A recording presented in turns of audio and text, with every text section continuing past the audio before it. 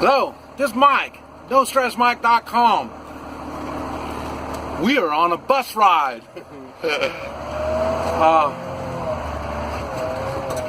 Every so often, I take my school bus, I take my school bus out for a ride.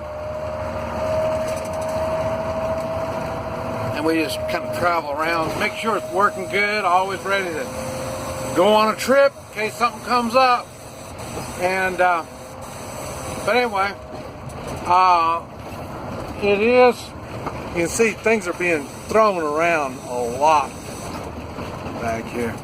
I don't know if you realize, probably last time you drove or rode in a school bus when you were in school, but they get a little what do you call it, a little bit of movement coming around here. But I just thought I might mention, if you're looking for a school bus, make sure you drive it. You got to get out and drive it. One of the things, I don't use this very much, and I mentioned I don't have air brakes. And when you have air brakes on a school bus, it changes. Air brakes is maintenance. You have to take care of it. And if you don't use them, you're going to have problems. This thing here does more sitting than it does driving. But I do drive it around, make sure the bearings get all worked up, get warmed up and used up, and transmission and all this stuff, the steering and all that. And so when you take your bus out for a ride, don't be surprised if it's not real smooth riding. And especially out here on these old country roads, it's not too smooth riding at all. That's why they got school buses. Boy, they're not, they do a lot of these country roads. But what you do is look for stains or water leaks. You'll see them up on the roof. I don't have any. I've got really good. And I just went over the seams around the manhole cover. You see it right there? Got two of them on here. So I went around that, made sure, because it did start springing a little leak. So I went on and went up and got that fixed. It's already made it through some rainstorms, so no more leaks. And I say, you make everything work. You can see the control panel down here on stuff. There's a lot of things there. And make sure they all work. One of the problems, I'll tell you, I have on my bus, the windshield wipers work, but they're such large windshield wipers. See how big they are? It puts a lot of stress on them. So, the first thing I need is to get some new windshield wipers for this thing. I drove it one time in the rain and went on a trip with the rain and stuff, and it worked. But anyway, it's still time for a new one. And I see I got shelves up here. My radio, I put a CB in there. And I had some shelves. I had to do a lot of remodeling on my shelves because things would fall off my shelf with all the bouncing around. But it does pretty good now. And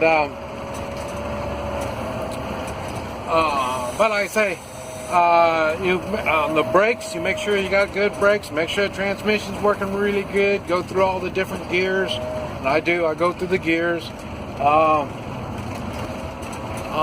Lights, check the lights.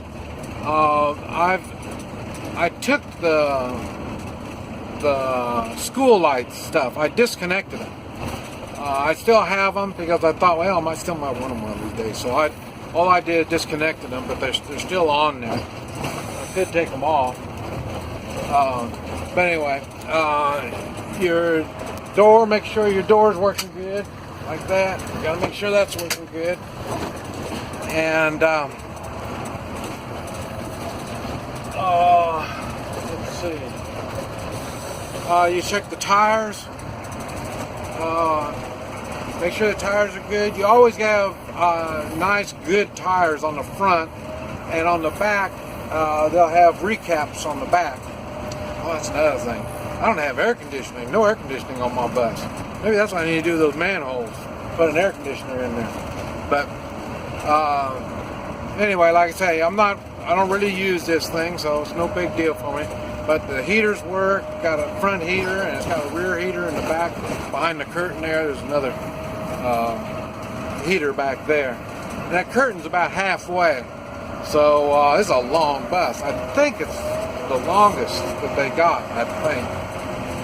And let's see. Trying to think of some other things you might want to do. But anyway,